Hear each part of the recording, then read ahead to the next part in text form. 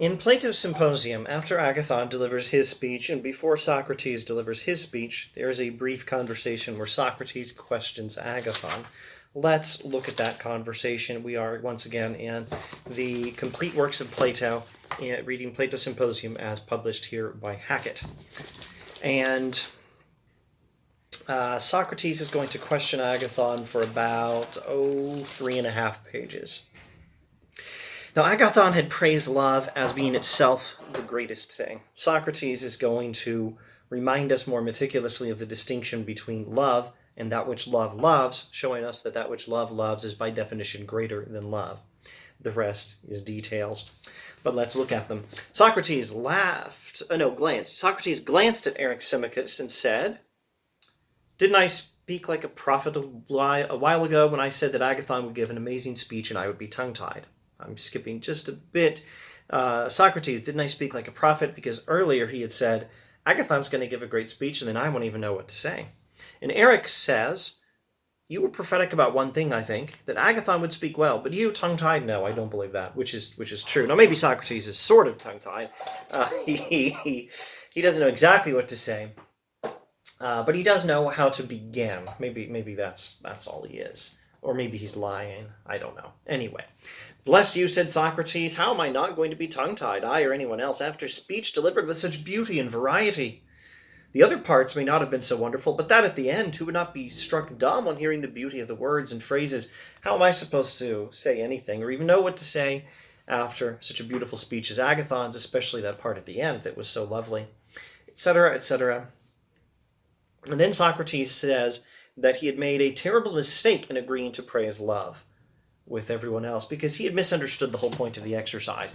The point, as he learns from Agathon, is to use lovely words to praise love without paying any attention to whether what you're saying is true. Now, this connects to this huge old, I don't know whether I should say debate or disagreement between philosophy and rhetoric. Maybe we should just say huge conversation about the relationship between philosophy and rhetoric. Rhetoricians, you see, are often interested in promoting their position and persuading people of their position without regard to whether it's true. This is the way of the sophists, whom Socrates most vehemently disagrees with. And you can connect this in contemporary times to sleazy lawyers and politicians, right? Kind of jerks who try to make their position sound persuasive or the position they're representing.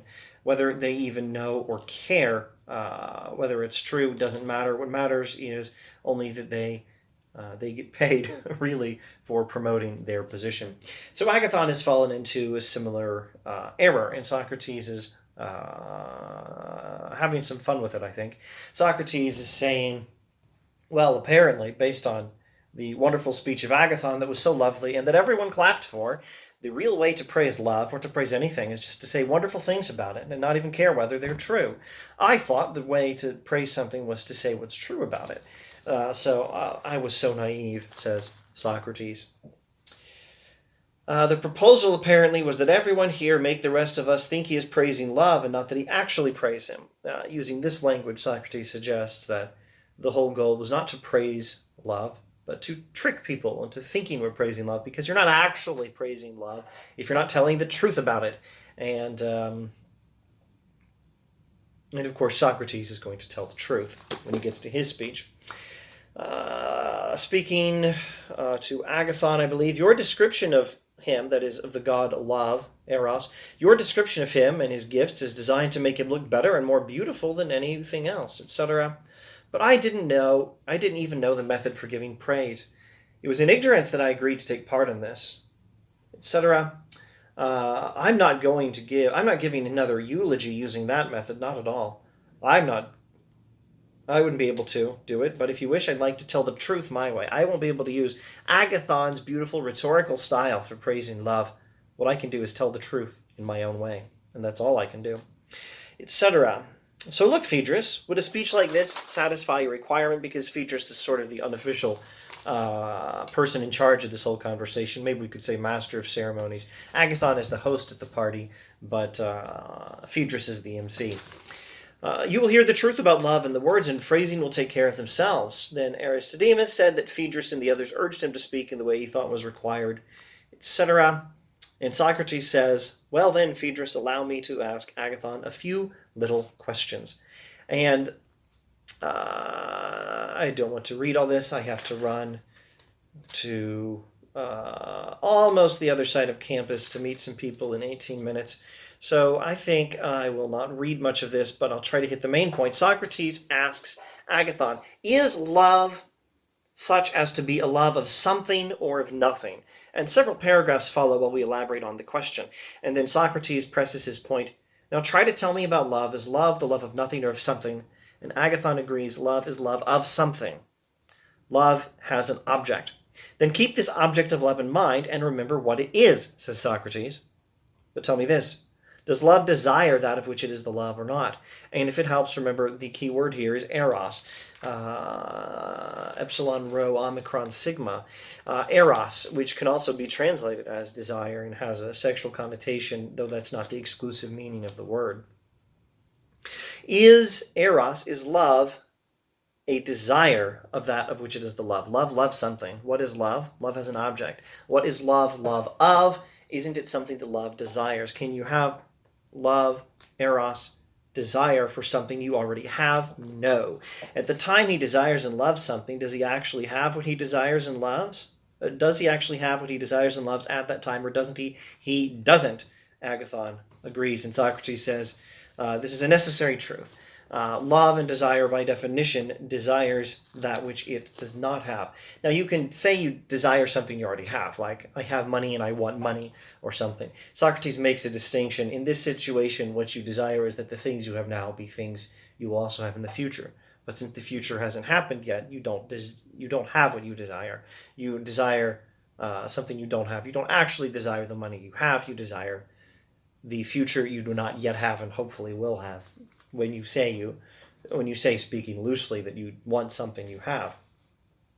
Let us review the points on which we've agreed. Aren't they? First, that love is the love of something, and second, that he loves things of which he has a present need, says Socrates. Agathon agrees. And then Socrates clarifies, wouldn't love be a desire for beauty and never for ugliness? Agathon agrees. So love is a desire for something, not of nothing. Love has an object. Love is always the love of something, and love has what it lacks. And what love desires is beauty, therefore love is not beautiful. So, if something needs beauty and has got no beauty at all, would you still say that it is beautiful? Certainly not. Then do you still agree that love is beautiful if those things are so? Then Agathon says, it turned out, Socrates, I didn't know what I was talking about in that speech. And Socrates says to Agathon, it was a beautiful speech anyway. And he adds that good things are always beautiful, therefore if love needs beautiful things, and if all good things are beautiful, love also needs good things. Nice convenient syllogism there. And Agathon says, I am unable to contradict you. Let it be as you say. Socrates says, then it's the truth, my beloved Agathon, that you are unable to contradict. It is not hard at all to contradict Socrates. And then follows the speech of Socrates. Well, what shall we say about this? Socrates has returned our attentions to the fact that love is love of something, and the necessary corollary of this insight, that which love loves is more important and greater than love. Socrates, elaborating, says, love necessarily lacks what it has, because love is a desire. Eros is a desire for something, and you can't desire that which you have. You desire only that which you lack. Love is a desire for that which it lacks, and what love desires is beauty, so love lacks beauty, and then as a corollary to that, love is not even good. Now, I may have said in earlier videos in this series that perhaps love is good, but it's not as good as that which it is pursuing. That's not precise enough language for Socrates, so maybe I shouldn't have said that. Or maybe I should have, and there's a way of saying this precisely enough that we can get around Socrates' objection, or maybe not. Either way, I don't have time right now. So let's just say, maybe I spoke carelessly earlier, and maybe not. So, love has an object. Its object is greater than it is. Love lacks what it desires. Love desires beauty, therefore love is not beautiful, and beautiful things are good. No, good things are beautiful. All good things are beautiful, and therefore, since love lacks beauty, love is not good or beautiful. Love desires that which it lacks, Love desires beauty. Love is not beautiful. Good things are beautiful. Love is not even good. And what's most important is that which love loves, which is going to be good and beautiful. And Socrates will elaborate on that in his speech. And thus we advance in our understanding of love towards the triumphant speech of Socrates and its insights. And I suppose, see you next week when we hopefully get that far. And thanks for watching.